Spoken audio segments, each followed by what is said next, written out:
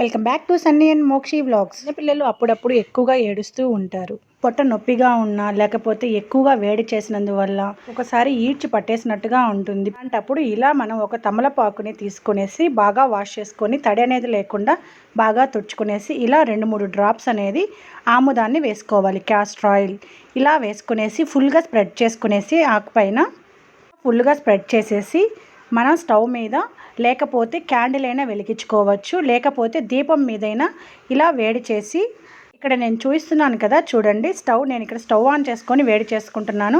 Stove మీదైనా పర్వాలేదు, అలాగే దీపం మీద వేడి చూయించినా పర్వాలేదు, అలాగే క్యాండిల్ని వెలిగించుకొని కూడా దాని మీద కూడా ఇలా సెగ అనేది చూయించాలి. ఇలా ఒక 2 నిమిషాలు చూయించిన తర్వాత నిద్రపోయేటప్పుడు ఇలా ఈవినింగ్ టైంలో ఒక 7 గంటలకి 6:30 7 గంటల టైంలో ఇలా పిల్లలకి పట్టుపైన వెదని వేయాలి. మరీ ఎక్కువ హీట్ అనేది వేయకూడదండి. పిల్లలు తట్టుకునేంత వేడి మాత్రమే వేసుకోవాలి. ఇలా వెదగా ఉండేటప్పుడు మాత్రమే ఇలా పిల్లలకి వేసామంటే హాయిగా నిద్రపోతారండి. ఇలా మనం ఈవినింగ్ టైంలో చేయటం చాలా మంచిది. ఇలా చేయటం వల్ల పిల్లలు నిద్రలో ఏడవకుండా ఎండాకాలంలో ఎక్కువగా వేడి చేసినప్పుడు ఇలా ట్రై చేసి చూడండి, వేడిని తగ్గించేస్తుంది.